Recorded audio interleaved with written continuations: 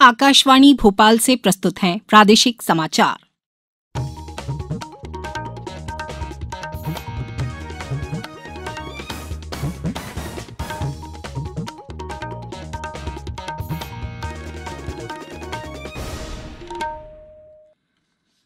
नमस्कार, समाचारों के साथ मैं राना शाहिद। पहले एक अपील। देश ने कोविड टीकाकरण अभियान के अंतर्गत 110 करोड़ से अधिक टीके लगाने का लक्ष्य हासिल कर इतिहास रच दिया है। इस महत्वपूर्ण कार्य में योगदान करने वाले चिकित्सकों, नर्सों और अन्य स्वास्थ्य कर्मियों का आकाशवाणी अभिनंदन करता है। इसके साथ ही हम आपको सतर्क भी करना चाहते हैं कि कोविड अभी समाप्त नहीं हुआ है। आप सभी से हमारी अपील है कि यथाशीघ्र दोनों टीके लगवाएं और अन्य लोगों को भी टीके लगवाने के लिए प्रेरित करें। विवाह और अन्य समारोह के दौरान कृपया इन 3 आसान उपायों का पालन अवश्य करें। मास्क पहनें, 2 गज की सुरक्षित दूरी बनाए रखें, हाथ और चेहरा साफ रखें। कोविड से संबंधित किसी भी जानकारी और मार्गदर्शन के लिए राष्ट्रीय हेल्पलाइन नंबर 011-2397-8046 और 1075 पर संपर्क करें। सबसे पहले मुख्य समाचार। प्रधानमंत्री नरेंद्र मोदी ने पीठासीन अधिकारियों के सम्मेलन में कहा, लोकतंत्र हमारे स्वभाव और जीवन का अभिन्न अंग है। देश में कोविड के दोनों टीके लगवाने वाले पात्र लोगों की संख्या पहली बार एक टीका लगवाने वाले लोगों की संख्या से हुई अधिक। प्रदेश में भी टीकाकरण महाअभियान में लोगों ने फिर दिखाया जमकर उत्साह। और भारत और न्यूजीलैंड के बीच 3 2020 क्रिकेट मैचों की श्रृंखला का पहला मुकाबला आज जयपुर के सवाई मानसिंह स्टेडियम में। अब समाचार विस्तार से। प्रधानमंत्री नरेंद्र मोदी ने कहा है कि हमारे देश में लोकतंत्र केवल एक व्यवस्था नहीं है, बल्कि ये हमारी प्रवृत्ति में है और जीवन का हिस्सा है। शिमला में आयोजित 82वीं अखिल भारतीय पीठासीन अधिकारियों के सम्मेलन के उद्घाटन सत्र को आज वीडियो कॉन्फ्रेंस के माध्यम से संबोधित करते हुए प्रधानमंत्री ने जोर देकर कहा कि अगले 25 वर्ष भारत के लिए बहुत महत्वपूर्ण है। उन्होंने सांसदों से एक मंत्र को चरितार्थ करने का आग्रह किया है, वह है कर्तव्य, कर्तव्य, सिर्फ कर्तव्य। प्रधानमंत्री ने एक राष्ट्र एक लेजिस्लेटिव प्लेटफॉर्म बनाने और समाज के लिए कुछ विशेष कर रहे जनप्रतिनिधियों के लिए सदन में एक वर्ष में 3 से 4 दिन आरक्षित करने जैसे विभिन्न सुझाव भी दिए। मध्य प्रदेश विधानसभा अध्यक्ष गिरीश गौतम ने सुझाव दिया कि लोकसभा अध्यक्ष कुछ मार्गदर्शक सिद्धांत जारी कर सकते हैं जो देश की सभी विधानसभाओं में लागू किए जा सकें। श्री गौतम ने बिना बहस के पास होने वाले कानूनों और पीठासीन अधिकारियों की भूमिका के बारे में भी अपने विचार रखे।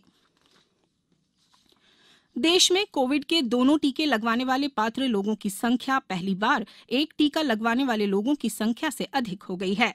38 करोड़ 11 लाख लोगों को दोनों टीके लगाए जा चुके हैं, जबकि 37 करोड़ 45 लाख लोगों को एक टीका लगा है। स्वास्थ्य मंत्री मनसुख मांडविया ने कहा कि देश के कई हिस्सों में सरकार के हर घर दस्तक अभियान के अच्छे परिणाम मिले हैं। उन्होंने सभी पात्र नागरिकों से टीका लगवाने की अपील की।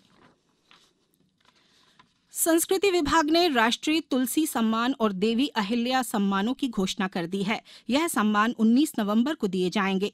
वर्ष 2017 का तुलसी सम्मान जयपुर के सुप्रतिष्ठित चित्रकार कैलाश चंद्र शर्मा को, वर्ष 2018 का राजनंद गांव के सुप्रतिष्ठित बांसुरी वादक विक्रम यादव को, वर्ष 2019 का रायपुर के ख्यात कबीर गायक डॉक्टर भारती बंधु को और वर्ष 2020 का तुलसी सम्मान प्रतिष्ठित जनजाति कलाकार तिलकराम पेंद्राम को प्रदान किया जा रहा है। वहीं वर्ष 2019 का देवी अहिल्या सम्मान मंडला की जनजातीय कलाकार सुश्री शांति बाई मरावी को और वर्ष 2020 का सुविख्यात लोक गायिका सुश्री मालिनी अवस्थी को प्रदान किया जा रहा है। कलाकारों को सम्मान स्वरूप 2 लाख की सम्मान राशि, सम्मान पट्टिका एवं शॉल श्रीफल प्रदान किया जाएगा। अब समय है अमृत महोत्सव क्विज का। आजादी के अमृत महोत्सव के अवसर पर हम अपने श्रोताओं के लिए एक क्विज यानी प्रश्नोत्तरी प्रतियोगिता चला रहे हैं। इसमें मध्य प्रदेश में स्वतंत्रता संग्राम, स्वतंत्रता सेनानियों, प्रदेश के इतिहास, भूगोल, पर्यटन स्थलों और अन्य घटनाओं से संबंधित एक प्रश्न हर बुधवार पूछा जा रहा है। इस बार का सवाल है, पुष्प की अभिलाषा कविता की रचयिता कौन है? आप इस प्रश्न का उत्तर हमारे ईमेल आकाशवाणी समाचार quiz@gmail.com या हमारे व्हाट्सएप नंबर 9589943350 पर दे सकते हैं। उत्तर के साथ अपना नाम, पूरा पता, मोबाइल नंबर और अपना एक फोटो जरूर भेजें। सही उत्तर देने वाले श्रोताओं में से भाग्यशाली विजेता का नाम अगले दिन गुरुवार शाम 7 बजे प्रसारित होने वाले समाचारों में घोषित किया जाएगा। इसके साथ ही विजेता का नाम और फोटो आकाशवाणी समाचार के सोशल मीडिया हैंडल्स पर भी साझा किया जाएगा। प्रश्न एक बार फिर सुन लीजिए। पुष्प की अभिलाषा कविता की रचयिता कौन है?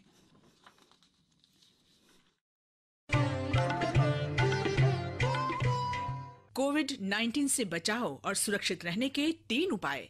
मास्क लगाएं, 2 गज दूरी है जरूरी, सुरक्षित दूरी रखें, हाथ और मुंह साफ रखें।